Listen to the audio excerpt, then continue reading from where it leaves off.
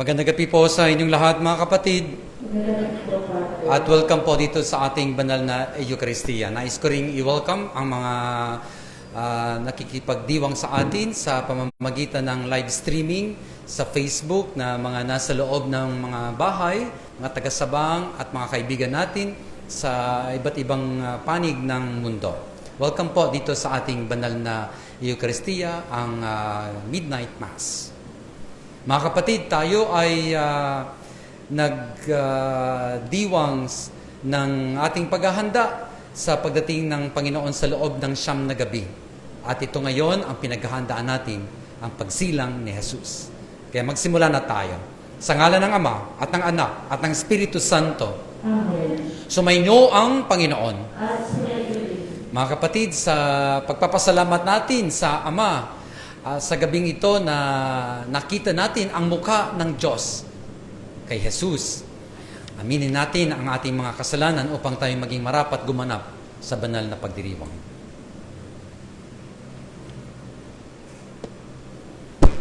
Inaamin ko sa makapangyarihang Diyos sa inyo mga kapatid, sa isip, sa salita at sa gawa, at sa aking pagkukulang. Kaya sinasamo ko sa mahal na Birheng Maria, sa lahat ng mga anghel at mga banal, at sa inyo mga kapatid na lubag.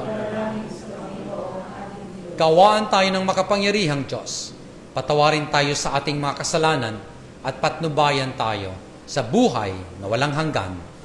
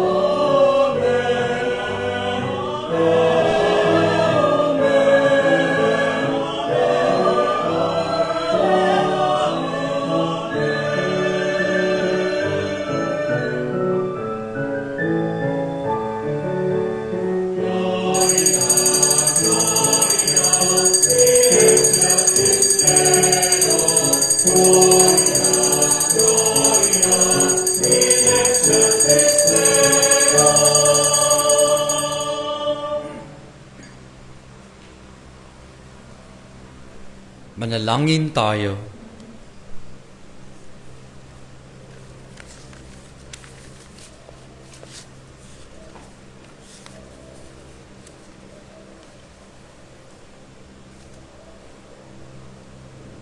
Ama naming makapangyarihan, pinasikat mo sa gabing ito ang sinag ng iyong liwanag na totoo. Pasikatin mo sa amin ang iyong liwanag sa kalangitan na ngayon aming pinatutuloy sa aming pamumuhay sa pamamagitan ni Hesukristo, kasama ng Espiritu Santo, magpas sa walang hanggan. Amen. At may masipo at makinig sa pagpapahayag ng salita ng Diyos.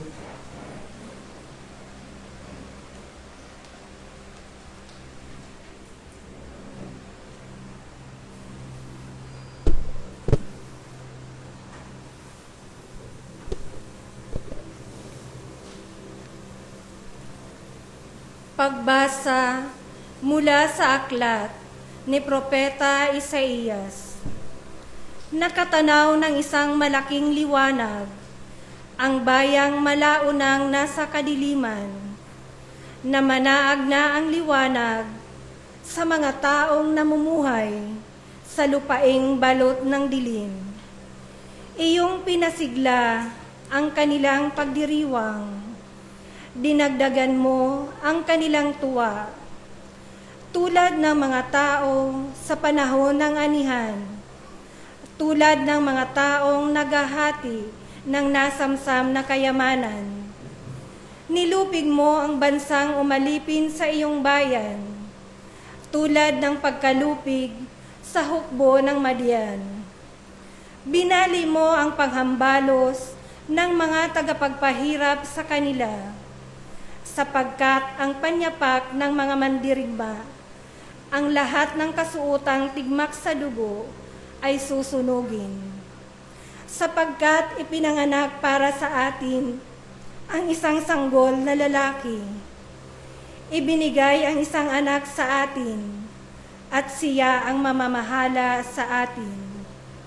Siya ang kahangahangang tagapayo, ang makapangyarihang Diyos, walang hanggang Ama, ang prinsipe ng kapayapaan. Malawak na kapangyarihan at walang hanggang ang salita ng Diyos. Salamat sa Diyos.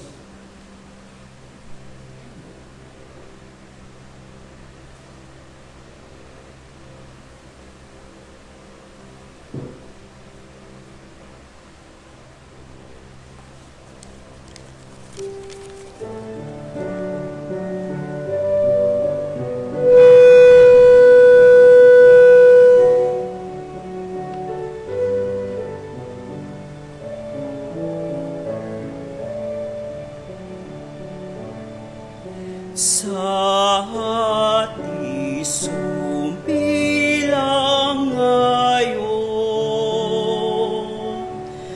manunubos Kristong poon.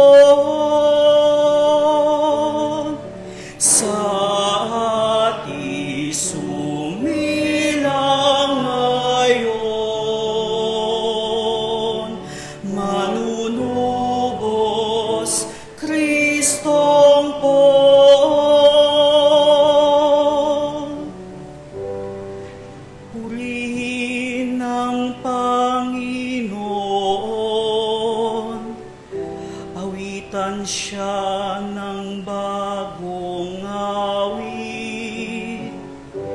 Ang poon ay papurihan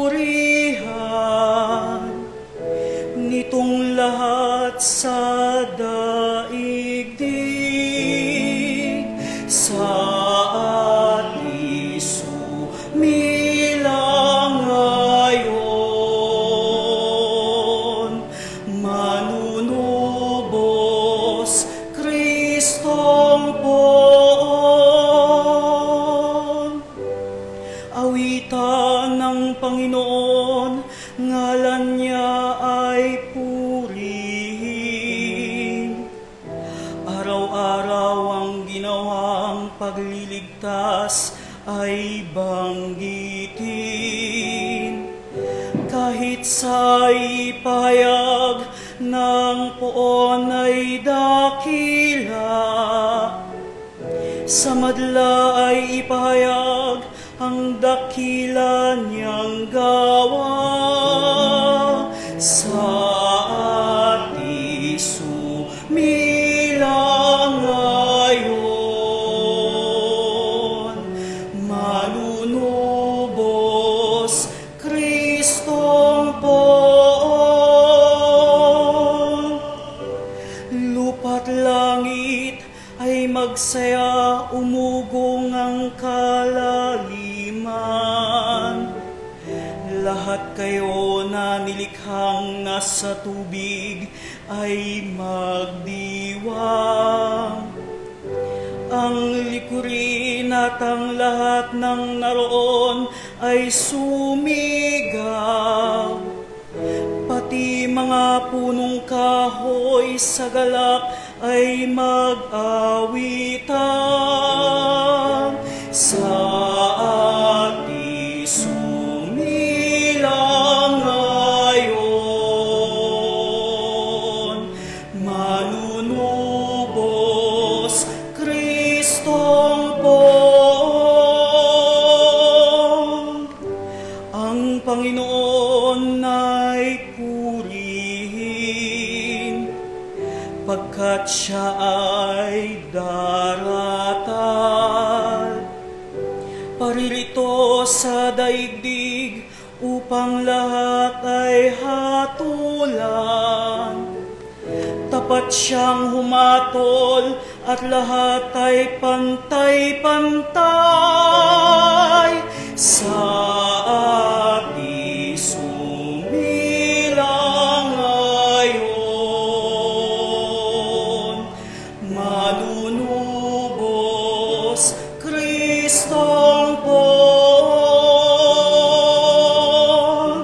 Sa ati sumilang ngayon, manunubos Kristong poon.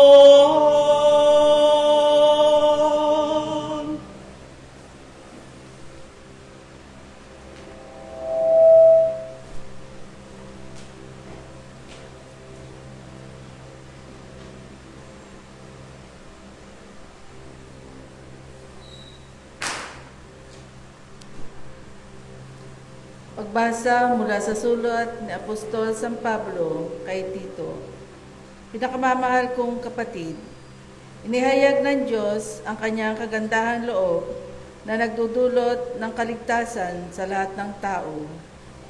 Ito ang siyang umaakay sa atin upang talikdan ang likong pamumuhay at damdaming makalaman. Kaya't makapamumuhay tayo ngayon ng maayos, matuwid at karapat-dapat. Ating inaasahan ang dakilang araw ng paghahayag sa ating dakilang Diyos at tagapagligtas na si Jesucristo sa gitna ng kanyang kaningningan. Ibinibigay niya ang kanyang sarili upang iligtas tayo sa lahat ng kalikuan at linisin para maging kanyang bayan na kanakatalagang gumawa ng mabuti. Ang salita ng Diyos. Salamat sa Diyos.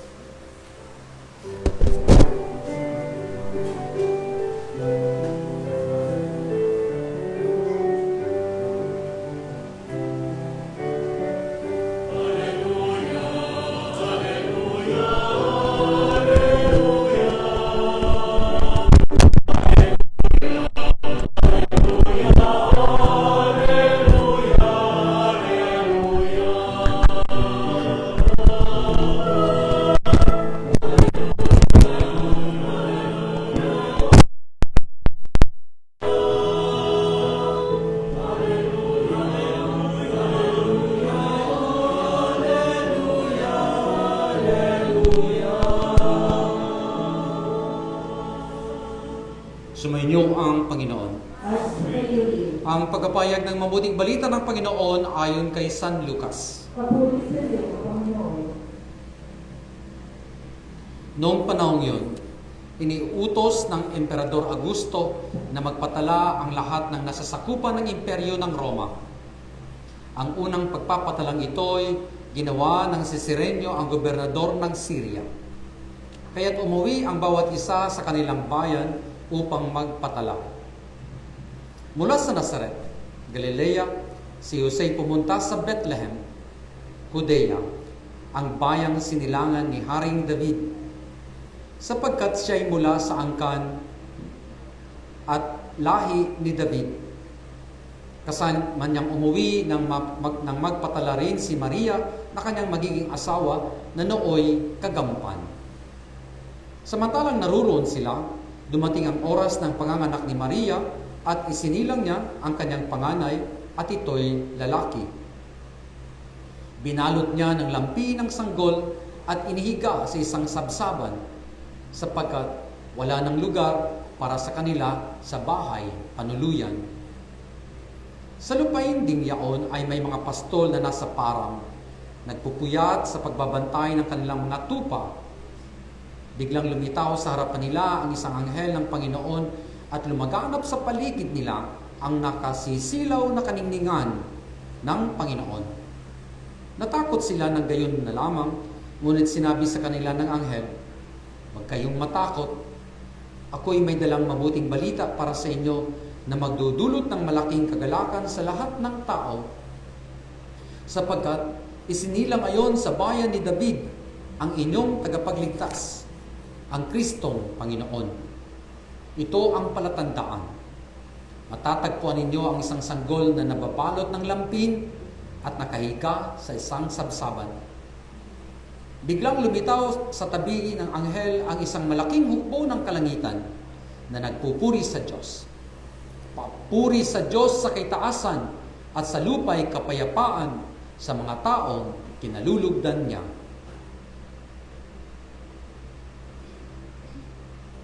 Mabuting balita ng Panginoon. Pinupuri ka namin, Panginoon, sa Kristo.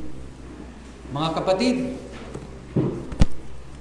sa loob ng 9 na gabi na araw, tayo ay nagnilay, nagtipon, nagdiwang sa pamamagitan ni Maria at inaalay natin ang simbang gabi sa kanyang karangalan. Ito ang gabing pinaghahandaan natin sa loob ng Adbyento at sa 9 na gabi ng simbang gabi. Nais kong ibahagi sa inyo ang mga simbolo na nagpapaliwanag sa atin ng kagandahan ng Pasko, ng gabing ito, at syempre bukas din, ang mga sagisag ng Pasko, the powerful symbols of Christmas. Alam nyo, siguro kung tayo papipiliin ng lugar kung saan tayo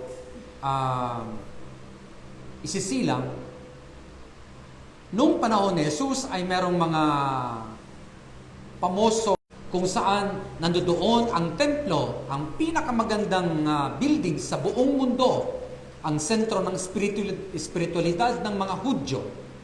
Pero hindi niya pinili ang Jerusalem. Pinili niya Bethlehem. Isang lugar na hindi mo nga makita sa mapa noong mga panahong yaon. Para bang sa atin, isang baryo. Parang kung tatanungin mo kung taga Manila ka, "Uy, nagbisa si Father Vlad doon sa Sabang." "Ha?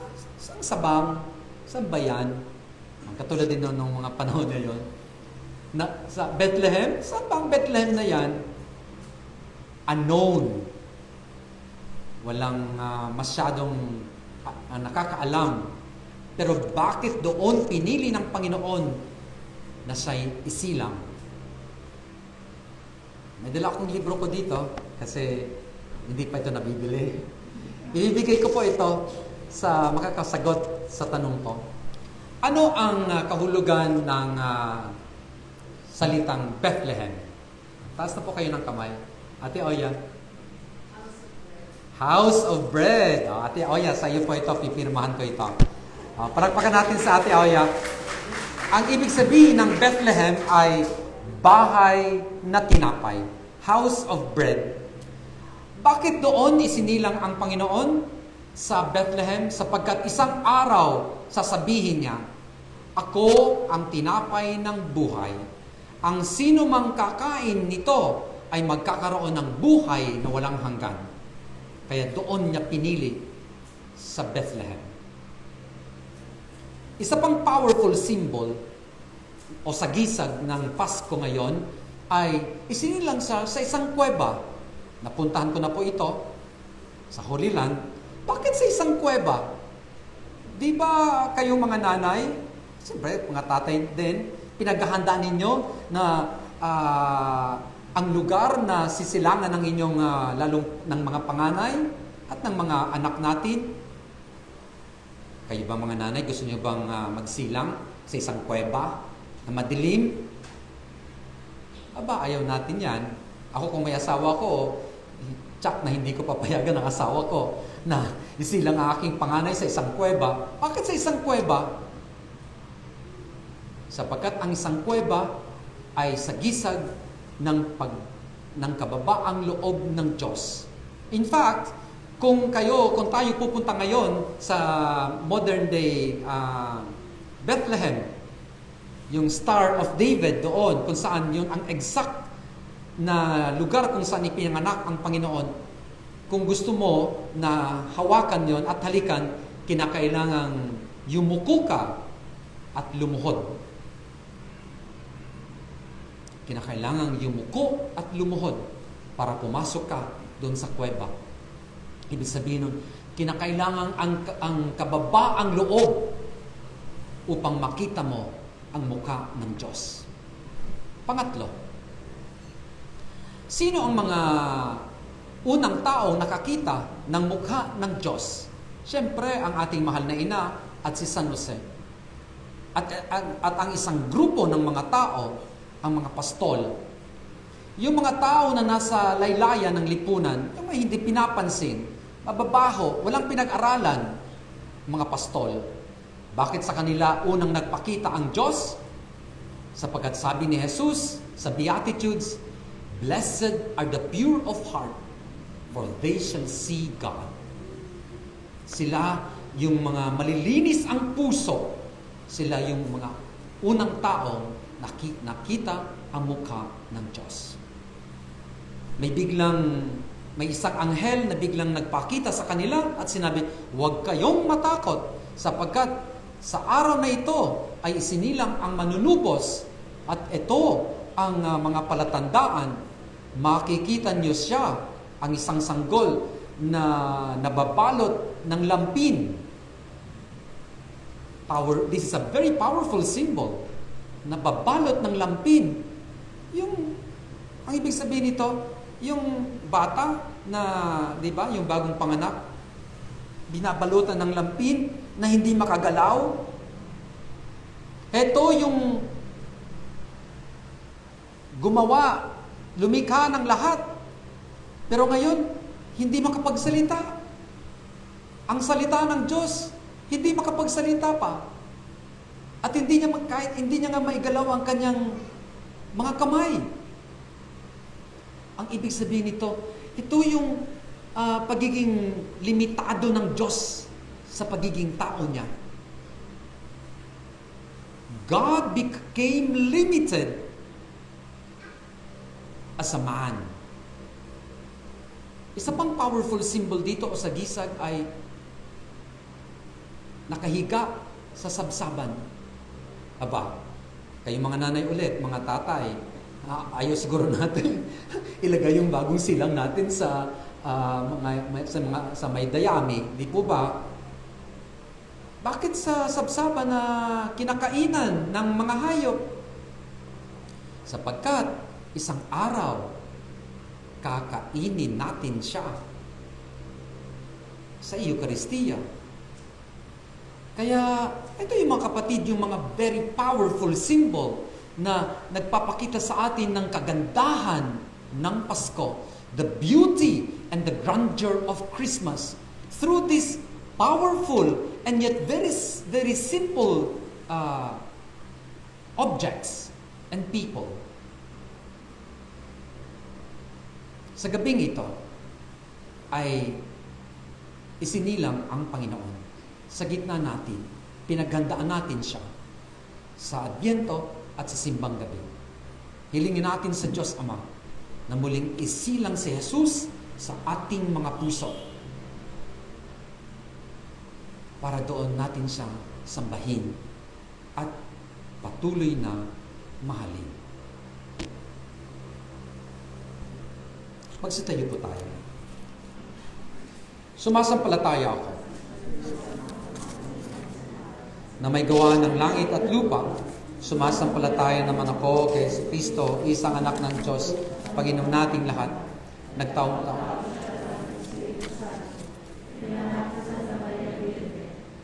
Sakit ni Poncio Pilato, sa krus na makayo ni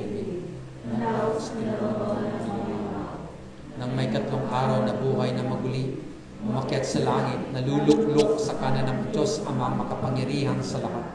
Doon magmumulang paririto at hukom sa mga bubuhat na mamatay na tao. Sumasampalataya naman ako sa Diyos Espiritu Santo, sa banal na simbahang Katolika, sa kasamahan ng mga banal, sa kapatawaran ng mga kasalanan, buhay ng muli ng namatay. Ngayong gabi, ilapit natin sa mapagpalang Ama ang ating mga panaghoy, mga pangarap, at mga inaasahan. Taglay ang matinding kagalakang dulot ng pagsilang ng kanyang bugtong na anak na si Jesus. Sama-sama tayong manalangin. Panginoon, aming liwanag, dinggin mo kami. Panginoon, aming liwanag, dinggin mo kami.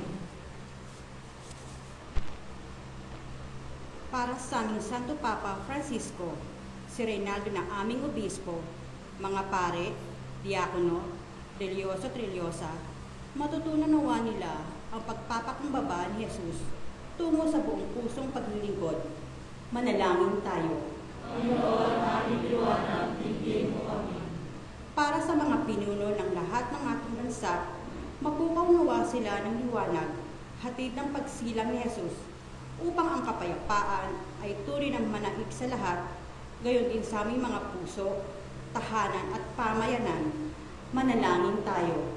Panginoon, aming liwanag, dinggin mo kami. Para sa mahal namin sa buhay na hindi namin makakapiling sa Paskong ito, lalong-lalo na ang mga doktor at nurse sa ospital at mga OFW. Manawa nila ang pag-iingat at kagalakan hatid ni Jesus. Manalangin tayo. Panginoon, aming liwanag, dinggin mo kami. Para sa mga mahihirap, mga mababang loob at tinakwil ng lipunan, sikapin nawa naming tularan ang ginawa mong paglingap sa kanila. Manalangin tayo. Panginoon, aming liwanag, dinggin mo kami. Para sa mga namayapa nating kapatid, tuluyan nawa Liwanag, dinggin mo kami.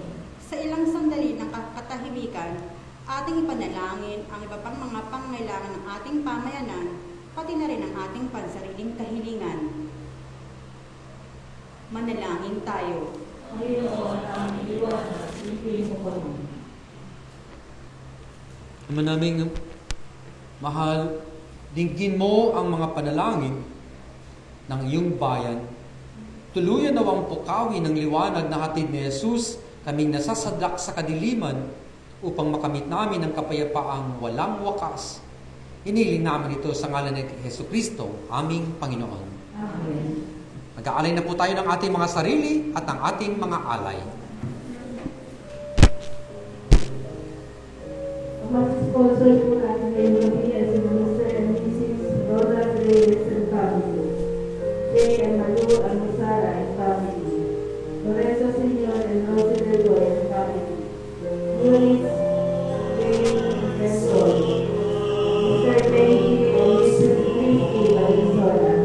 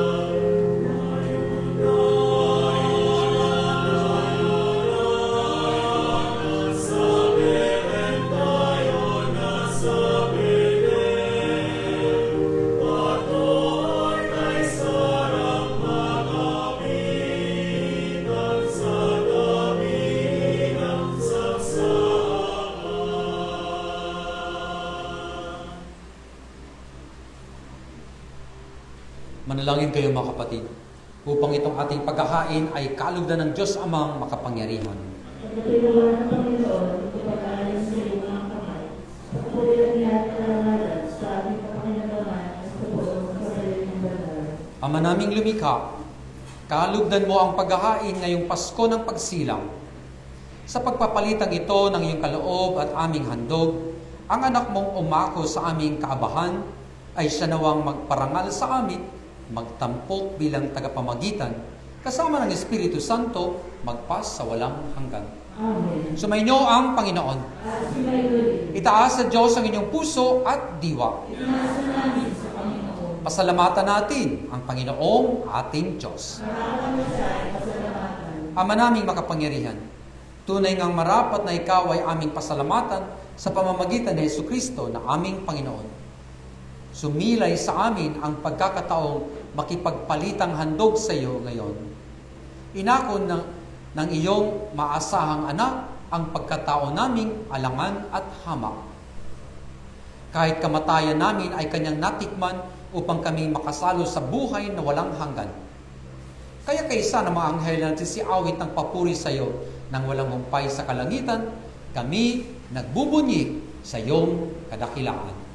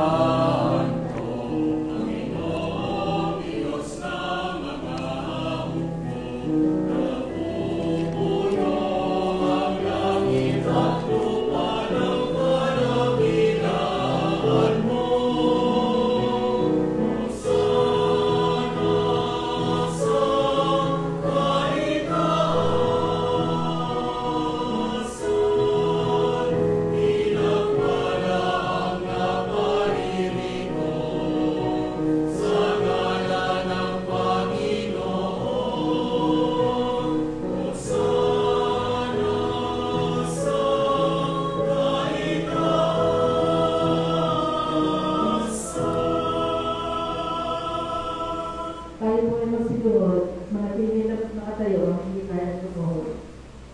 Ama naming banal, ikaw ang bukal ng tanang kabanalan, kaya't sa pamamagitan ng iyong Espiritu, gawin mong banal ang mga kaloob na ito, upang para sa amin, maging katawan at dugo ng aming Panginoong Jesucristo.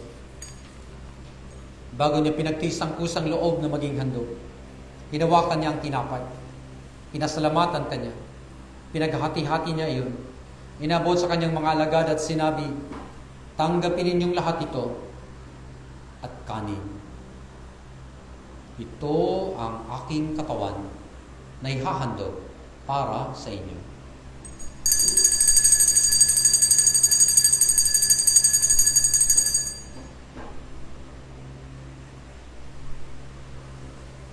Gayon din naman nung matapos ang hapunan, hinawakan niya ang kalis, muli kanyang pinasalamatan, inabot niya ang kalis sa kanyang mga alagad at sinabi, tanggapin ninyong lahat ito at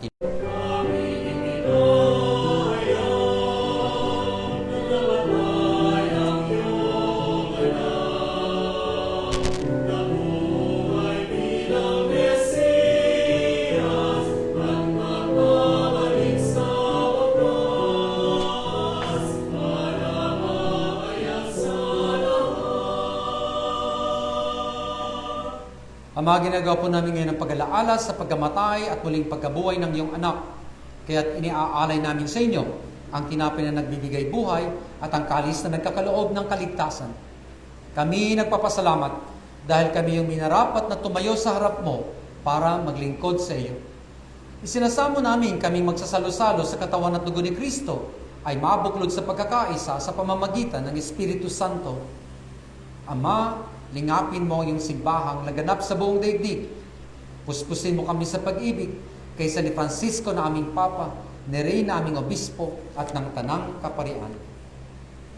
Alalahanin mo rin ang mga kapatid naming nahimlay nang may pag-asang sila'y muling mabubuhay, gayon din ang lahat ng mga pumanaw.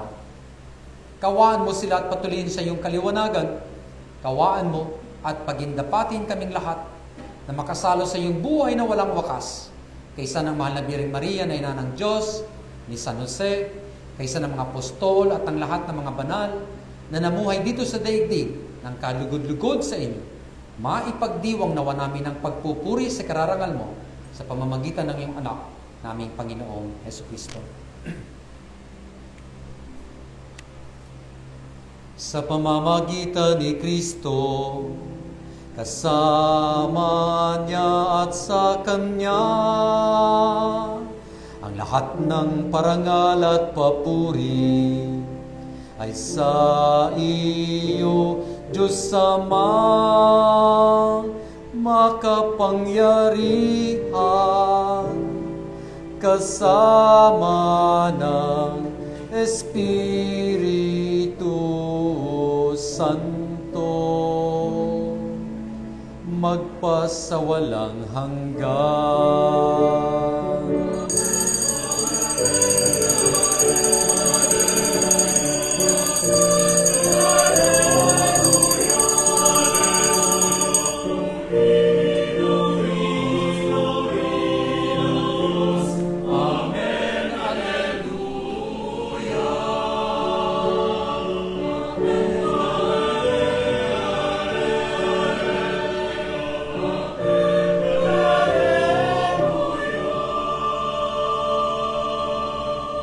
Sa tagubilin ng mga nakagagaling na utos sa turo ni Jesus na Panginoon natin at Diyos, ipahayag natin ng lakas loob.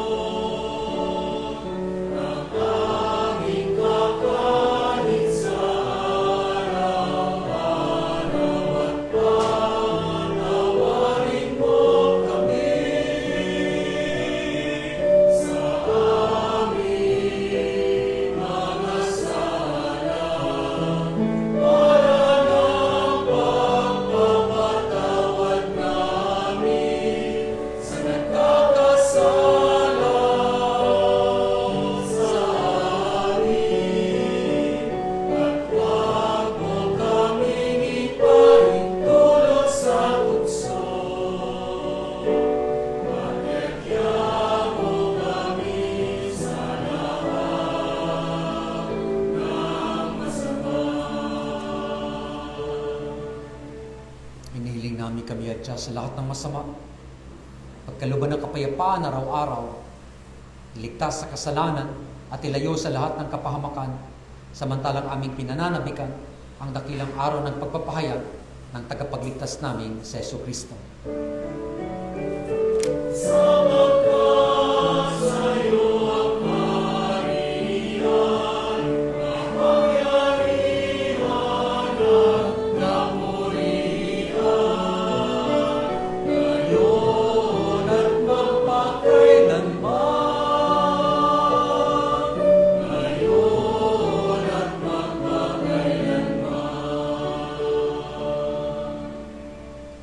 Panginoong Jesucristo, sinabi mo sa iyong mga apostol, kapayapaan ang iniiwan ko sa inyo, ang aking kapayapaan ang binibigay ko sa inyo.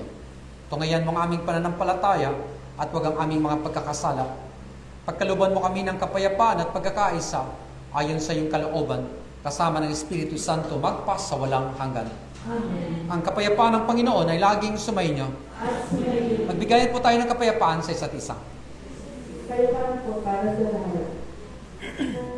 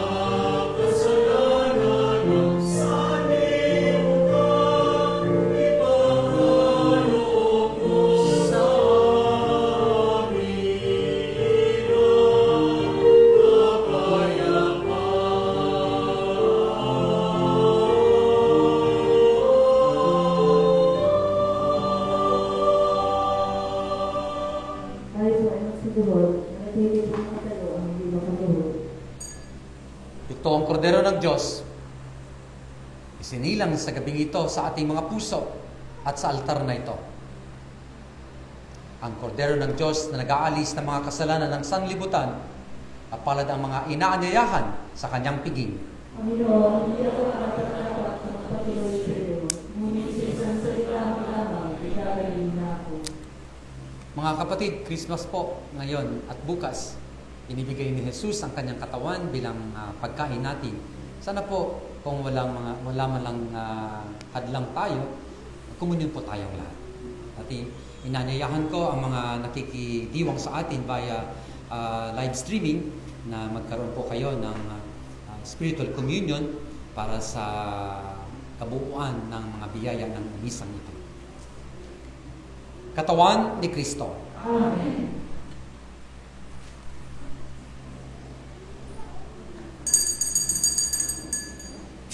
Ay po ay tumayo at handa ang ating paligid at tanggap ng kanal na komunyon.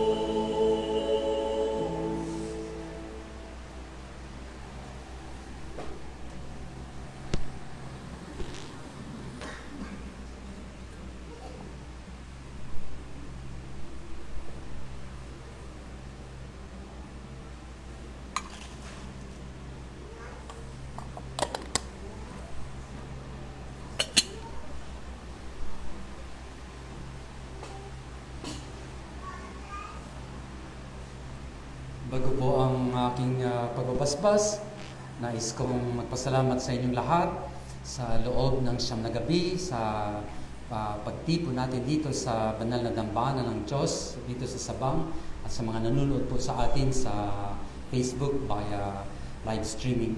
Alam niyo po ba na simula nung ako ay bata pa, hanggang ngayon, taon-taon akong nagbibiti ng medyas. Sa bawat December 24 ng gabi. Ito ang isa sa pinakamagandang tradisyon, hindi lang ng ating mga pamilya, kundi sa buong mundo, ang paniniwala kay Santa Claus. Ang masasayang mga araw ko noong ako'y bata pa ay December 25 ng umaga na alas 4, alas 5 pa lang gising na ako kasi excited ako sa tingin ko doon sa loob ng medyas kung anong ilalagay ni Santa Claus. Kahit po mahirap kami, mga nanay ko, ang tatay ko, mahirap kami, pero sa pamamagitan ng aking mga kapatid ng babae, yung dalawa kong panganay na babae ay naranasan ko ang kaligayahan ng isang bata na naniniwala kay Santa Claus. Kung bakit ko sinasabi ito sa inyo ngayon ay parang nasa ibang edad na tayo ngayon. Hindi na, kung tatanungin kayo ba, are you still hanging your stockings or your socks? Hindi na, di ba? Ako hindi. Ako, opo. Mamaya maghahang ako ng medyas ko. Kasi ang tradisyon ko sa aking sarili ay ang hindi natatapos na paniniwala ko kay Santa Claus, na ang Santa Claus actually ay ang Diyos. So, sa bawat 24 ng December 24 ng gabi ay nagibitin ako ng isang medyas para sa isang tao na hinihiling ko, hindi na para sa aking sarili, kundi hinihiling ko sa Santa Claus na isang napakalaking, isang special na biyaya. Kaya sa gabing ito, may isang couple na nag-promise ako na magbibitin ako ng medyas para sa kanila, para sa isang blessing na kinakailangan nila. Kaya inaanyayahan ko po kayo, sana kahit na tayo matanda na, magsabi tayo ng medyas ngayong gabi. Hindi na para sa ating mga sarili, kundi siyempre sa mga anak natin, kundi para rin sa isang tao na hinihiling natin kay Santa Claus na bigyan siya ng special blessing. Ako, ngayong gabi, para sa isang couple, at alam nila yon. May hinihiling akong biyaya para sa kanila. Sa mga anak natin, magsabit po kayo ng medyas ngayong gabi. Kasi darating si Santa Claus mamaya ating gabi. Para bukas, sabay-sabay tayong kukuha ng laman ng medyas. Yung mga blessing ni Santa Claus ng Diyos. Manalangin tayo. Ang misa po natin bukas ay 8 o'clock. Kahit na po kayo nagsimba ngayon, ay iba naman po ang liturhiya ngayong gabi sa Midnight Mass para sa araw ng Pasko. Kaya inaanyayahan ko po kayo na magsimba bukas ng alas 8. Ganon din po, inaanyayahan ko ang mga nanonood sa atin at nakikipagdiwang na ang live streaming natin bukas ay 8 o'clock in the morning, Manila time. Manalangin tayo.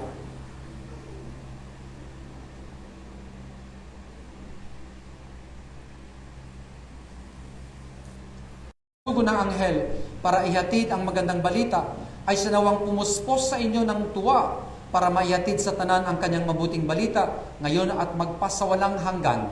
Amen. Ang Diyos na nag-ugnay ng lupa sa kalangitan ay sinawang pumuspos sa inyo ng kapayapaan at kaluguran bilang mga katambal ng nasa langit niyang sambayanan ngayon at magpasawalang hanggan. Amen. Ang pagbabasbas na ito po ay para sa inyo, para sa inyong mga pamilya at sa mahal sa buhay.